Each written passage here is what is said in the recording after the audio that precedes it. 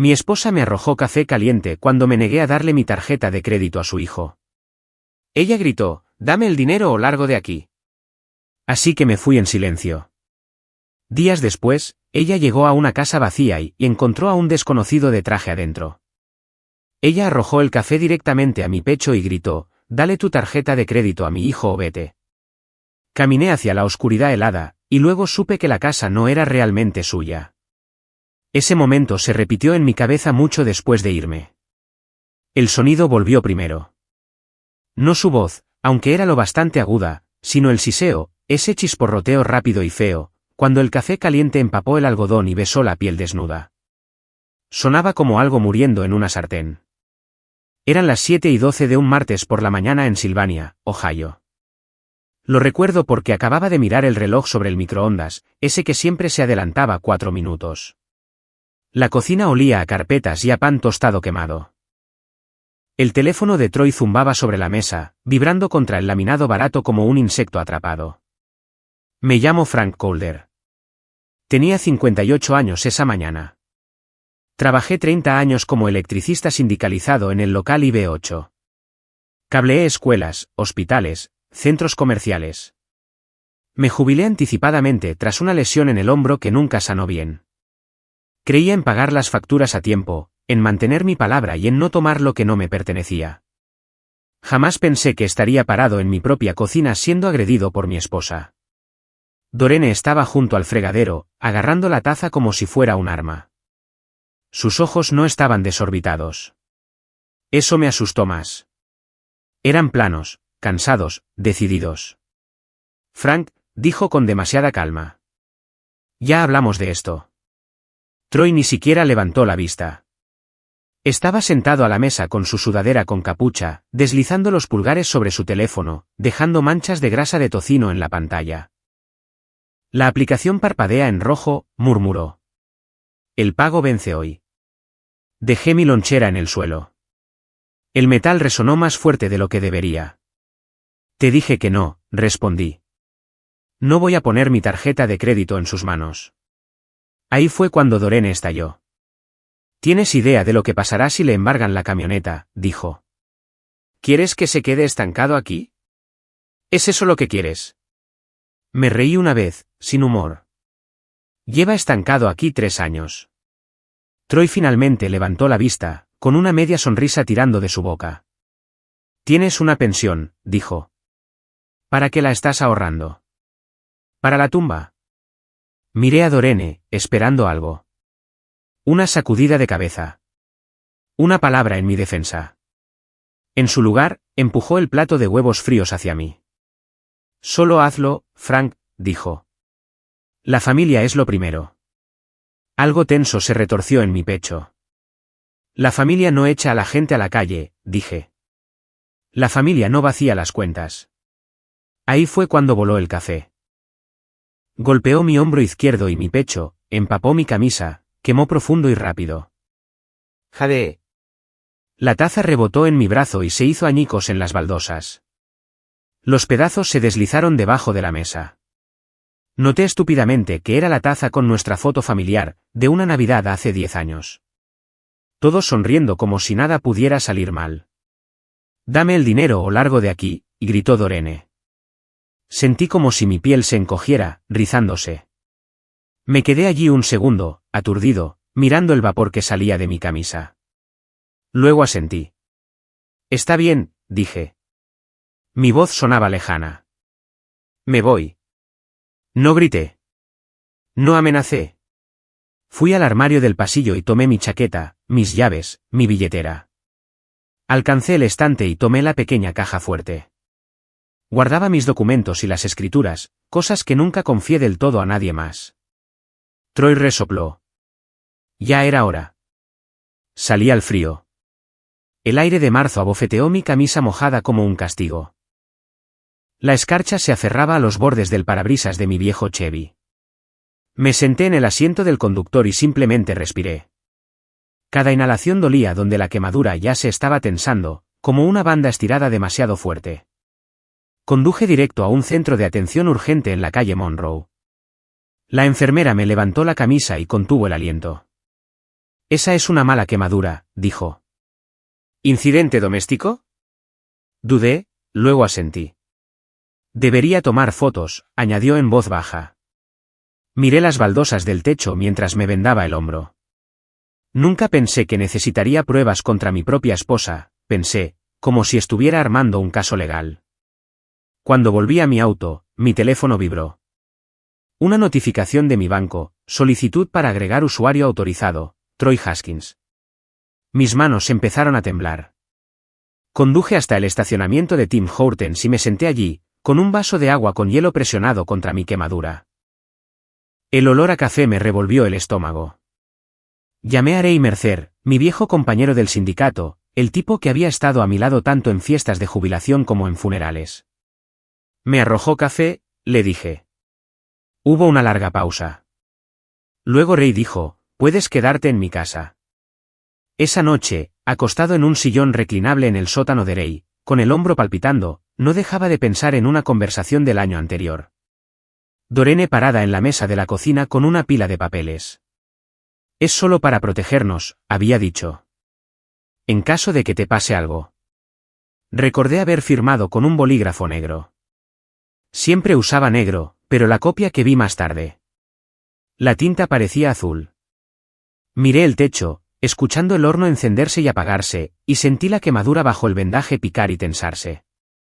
Por primera vez, me di cuenta de que ser echado de casa podría no haber sido lo peor que pasó esa mañana. La casa podría ya estar escapándose de mis manos. El sótano de Ray olía a concreto húmedo y aceite de motor viejo. El sillón crujía cada vez que cambiaba de peso, y mi hombro me recordaba con un tirón agudo que la quemadura seguía allí, viva bajo la venda. El sueño llegó a trozos. Cada vez que me quedaba dormido, escuchaba ese siseo de nuevo, el café golpeando mi piel. Ray ya estaba levantado cuando subí, friendo huevos en una sartén de hierro fundido como siempre hacía. 61 años, rodillas destrozadas, espalda rígida, pero aún moviéndose como un hombre que ha marcado tarjeta toda su vida.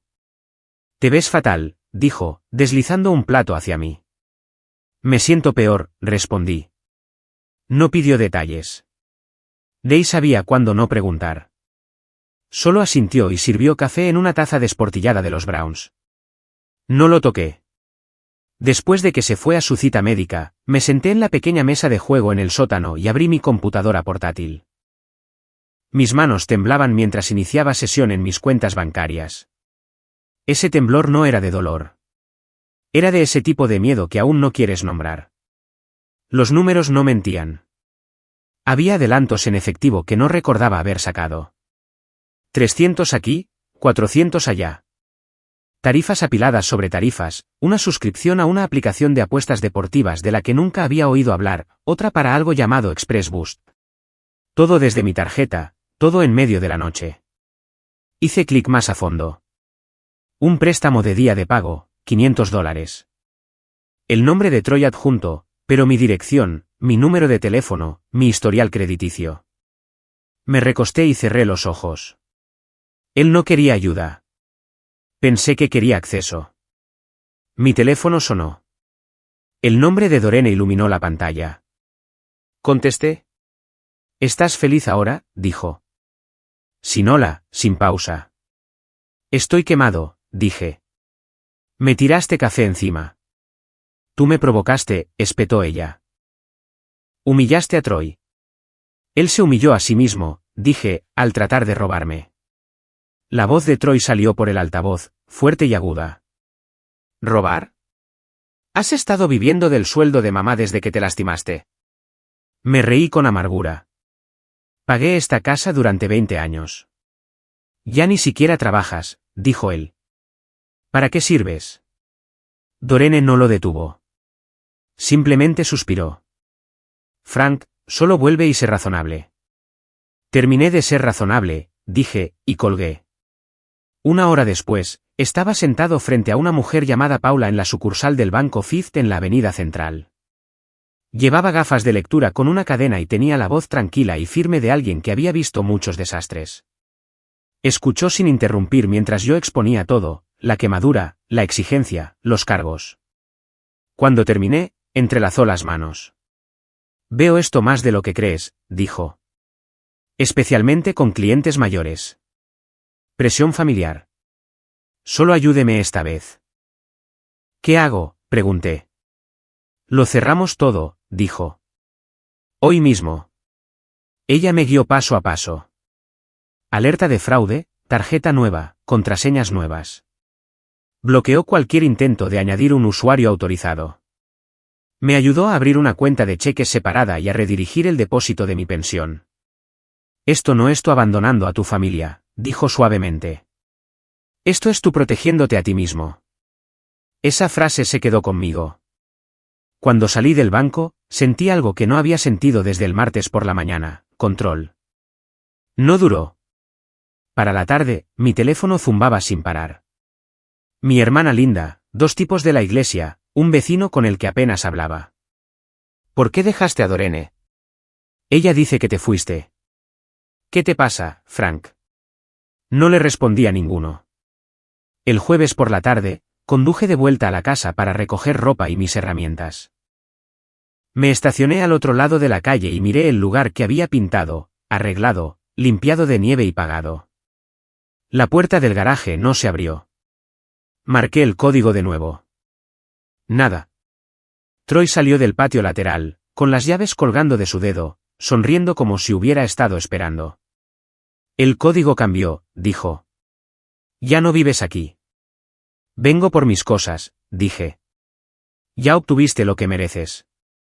Entonces noté la camioneta, una Ford F-150 negra y brillante, que aún olía a nuevo, estacionada justo donde solía estar mi viejo Chevy.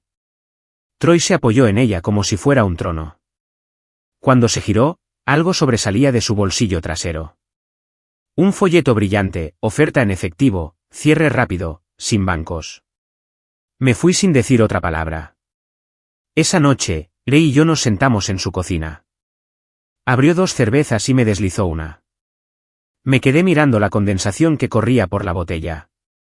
Está perdiendo dinero a chorros, dijo Ray. Tipos así no piden tarjetas de crédito a menos que estén desesperados. Lo crié, dije en voz baja. Desde que tenía 15 años. Le enseñé a conducir. Fui aval en su primer préstamo. Ray sacudió la cabeza. No criaste a un ladrón. Confiaste en uno. El viernes por la mañana, al pasar por la casa camino a la oficina del abogado, vi a Troy en la entrada hablando con un hombre que no reconocí. Traje gris barato, sin corbata. El tipo le entregó una carpeta a Troy. Troy asintió rápido, como un perro esperando un premio. No sabía quién era el hombre. Pero sabía una cosa: Troy ya no iba tras mi tarjeta de crédito. Iba tras algo más grande. Y fuera lo que fuera que estaba planeando, era lo bastante estúpido para creer que yo no me daría cuenta. La oficina de Diane Holloway estaba encima de una agencia de seguros cerrada en Main Street, el tipo de lugar por el que pasarías 100 veces sin notar a menos que necesitaras ayuda. La escalera olía a polvo y a limpiador de alfombras viejo. Mi hombro palpitaba mientras subía cada escalón, recordándome que a las lesiones no les importa el orgullo. Diane tenía poco más de 60 años. Cabello gris recogido y tenso, gafas posadas en la punta de la nariz. Su oficina olía a papel de verdad y a tóner de impresora. Sin carteles inspiradores, solo estantes con carpetas y una foto enmarcada de un juzgado que reconocí del centro. Cuéntame desde el principio, dijo, haciendo clic con su bolígrafo. ¿Lo hice? El café, la demanda de la tarjeta de crédito, Troy, el banco, el folleto. No parpadeó ni una vez. Cuando terminé, se recostó y dijo: Frank, vamos a frenar esto. No se arregla el pánico con pánico. Extendió mis documentos sobre el escritorio. Escrituras, estados de cuenta, los papeles del fideicomiso que Dorene había insistido en que creáramos después de mi lesión en el hombro. Esto es un fideicomiso en vida revocable, dijo Diane. Tú eres el otorgante. Eso significa que es tuyo. ¿O lo era? Deslizó una página hacia adelante. Esta enmienda. Este es el problema. Se me contrajo el estómago. La tinta se veía mal. Azul, no negra. Siempre firmo con negro, dije. Diane asintió. Te sorprendería la frecuencia con la que eso importa. Señaló la línea del testigo. Este testigo no es un notario. No es neutral. Está conectado con Troy. Apreté la mandíbula. Entonces, ¿qué significa eso? Significa que hay un caso por influencia indebida, dijo. Pero también significa que nada es automático. Necesitamos pruebas y paciencia. La paciencia nunca había sido mi fuerte. Los trabajos de cableado te enseñaban a resolver problemas rápido, pero esto no era cobre y conductos. Esto era papel y gente. Diane expuso el plan, simple y llano. Primero, separación legal, no porque quisiera ser libre, sino porque me daba legitimidad. Segundo, una moción de emergencia para el uso exclusivo del hogar, citando agresión y coerción. Tercero, una solicitud para congelar cualquier cambio al fideicomiso hasta que el tribunal lo revisara. Esto no es venganza, dijo. Esto es protección. Asentí, aunque sentía el pecho vacío. Ella no es un monstruo, dije. Dorene está asustada. Tiene miedo de terminar en la quiebra. Los ojos de Diane se suavizaron por medio segundo. El miedo hace que la gente haga cálculos terribles, dijo. Pero no excusa lo que pasó. Dei me ayudó a recuperar lo que pude de la casa legalmente, con cuidado. Mientras Dorene y Troy estaban fuera, recogimos el correo del buzón que aún tenía mi nombre. Dentro de una caja de cereales en el estante de la despensa, encontré cartas dobladas con sellos rojos, vencido, aviso final. No estaban dirigidas a mí. De vuelta en la oficina de Diane, las extendí sobre la mesa. No sonrió. Solo asintió, como un médico confirmando un diagnóstico. Se está ahogando, dijo. Y la gente que se ahoga se agarra a lo que sea que flote. Esa tarde, mi teléfono vibró de nuevo. Solicitud de crédito recibida. Sentí que algo se rompía dentro de mí. Esta vez no fue ira, sino claridad. Troy no era imprudente. Estaba acorralado. Y los hombres acorralados cometen errores públicos. Diane presentó las mociones antes de que terminara el día. Al salir de su oficina, me dijo, Frank, si alguien aparece diciendo que va a comprar tu casa, llámame. No discutas. Deja que el papeleo hable. Esa noche, recostado en el sillón de Rey, con el hombro picando bajo la venda, miré el ventilador de techo girar lentamente. Había pasado mi vida arreglando cosas con mis manos. Ahora, estaba aprendiendo a pelear con tinta. Y la tinta, empezaba a entender, dura más que los moretones. No vi sucederlo yo mismo. Me enteré a través de la voz de Dorene. Aguda, llena de pánico, quebrándose en mi teléfono mientras yo estaba parado en la entrada de Rey, con las llaves en la mano, sin saber si subirme a la camioneta o simplemente sentarme en la acera. Hay un hombre en la casa, dijo. Frank, ¿qué hiciste? Cerré los ojos. ¿Qué tipo de hombre? Pregunté. Un desconocido. De traje. Está tranquilo. Demasiado tranquilo. Su respiración se entrecortó. Dice que no tengo permiso para estar aquí. Eso fue el jueves, a las 4:40 de la tarde, la hora en que la luz se vuelve delgada y todo se siente expuesto.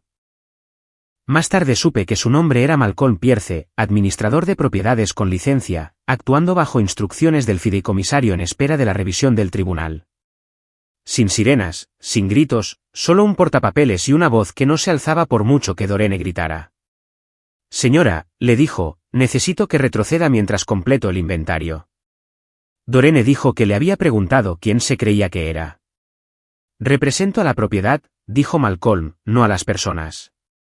Troy irrumpió detrás de ella, inflado como un gallo. No puedes hacer esto, dijo. Esta es nuestra casa. Malcolm no parpadeó. Señor, usted no está en la escritura, no figura en el fideicomiso y no aparece en las cuentas de servicios públicos. Por favor, salga afuera.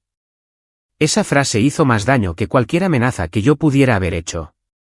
Cuando Dorene finalmente me contactó, estaba sollozando. Me tomaste por sorpresa, dijo. Me avergonzaste. Me arrojaste café, dije en voz baja, y me dijiste que me fuera. Hubo una pausa en la línea. Podía escuchar a Troy de fondo caminando de un lado a otro, maldiciendo. No tenías que involucrar a extraños, dijo ella. Miré mi hombro vendado. Tú ya lo hiciste, dije. Solo que no los llamaste por ese nombre. Después de la llamada, Ray me dio una palmada en la espalda. Esa es la cosa con el papel, dijo. No discute. Pero las consecuencias llegaron rápido. Mi hermana llamó esa noche. Dorene dice que enviaste a un tipo para echarla. Envió una orden judicial, dije. Ella es tu esposa, dijo mi hermana. No tu enemiga. Quería gritar. En lugar de eso, miré la mancha de aceite en la entrada de Ray y dije, estoy tratando de mantener un techo sobre mi cabeza. Para el viernes por la mañana, la noticia se había corrido. En el restaurante, en la iglesia, la gente elegía bandos sin hacer preguntas. Casi pierdo el control cuando un tipo que conocía desde hacía 20 años sacudió la cabeza y me dijo, nunca pensé que le harías eso. Lo que me mantuvo firme no fue la ira. Fue la imagen de Malcolm parado en mi sala, catalogando muebles con un bolígrafo como si fuera simplemente otro jueves cualquiera. Esa tarde, Troy me dejó un mensaje de voz. Su voz sonaba fina, tensa. ¿Crees que eres listo?, dijo. ¿Crees que los papeles te hacen intocable? Te voy a arruinar. No le devolví la llamada. En cambio, reenvié el mensaje a Diane. Ella respondió con una sola línea, bien. Deja que siga hablando. Para la noche, Malcolm había completado el inventario. Nada llamativo, sin drama, solo documentación. ¿Qué era mío? ¿Qué era conjunto? Que no se podía tocar. Dorene envió un mensaje de texto una vez más. Por favor, solo detente. Escribí, borré, escribí de nuevo. Dejemos que el juez decida. Me senté en el borde del sillón de Ray, escuchando el zumbido del horno, con la quemadura picando como siempre hacía cuando me ponía ansioso. Por primera vez desde el martes por la mañana, sentí que el suelo se movía, no debajo de mí, sino debajo de ellos. El extraño del traje no había levantado la voz. No necesitó hacerlo. Los viernes por la noche en el salón de veteranos, VFW, tenían su propio ritmo. El mismo ruido de platos, el mismo olor a bacalao frito y ensalada de col, los mismos hombres acomodándose en sillas de metal como si las articulaciones fueran algo con lo que tuvieras que negociar. No había planeado ir, pero Ray dijo que no aparecer se vería peor. Así que fui. La sala se quedó callada de esa manera en que la gente finge que no pasa nada. No en silencio total, solo más tenue. Conversaciones bajando de tono, miradas apartándose de mí demasiado rápido. Tomé una bandeja y me puse en la fila. La quemadura bajo mi camisa picaba, la piel aún tensa como recordándome que no olvidara. Frank, dijo alguien. Hola. Una media sonrisa, un asentimiento, luego un susurro a mis espaldas. ¿Es él? Se fue, ¿verdad? Escuché que ella estaba asustada. Mantuve la vista en el pescado. En una mesa de la esquina, Dorene estaba sentada rígidamente, con las manos entrelazadas alrededor de un vaso de papel. Troy se reclinó a su lado con una chaqueta nueva, con el brazo sobre la silla como si fuera el dueño del lugar. Cuando me vio, su boca se curvó hacia arriba lo justo. Ray se inclinó cerca. No muerdas el anzuelo, murmuró. Déjalo hablar. Comí en silencio. La comida sabía a cartón. Cada rasguño de un tenedor sonaba demasiado fuerte.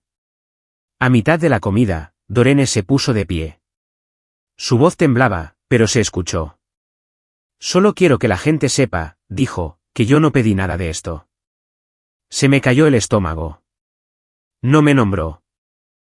No tuvo que hacerlo. Troy intervino con suavidad. Frank está confundido, dijo. Ha estado bajo mucho estrés. Solo tratábamos de ayudarlo. Algunas cabezas asintieron. Sentí mis manos cerrarse en puños bajo la mesa. La voz de Diane resonó en mi cabeza, gana en el papel.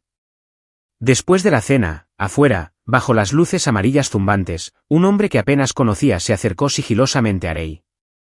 Vi a Troy la semana pasada, dijo en voz baja. Con un tipo hablando rápido, Había papeles de por medio. Gay alzó las cejas. Me miró. Esa fue la primera grieta. El lunes por la mañana llegó frío y gris.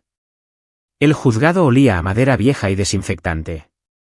Me senté en un banco duro, con las manos cruzadas, el corazón latiendo lento y pesado. Troy entró con un traje azul marino barato.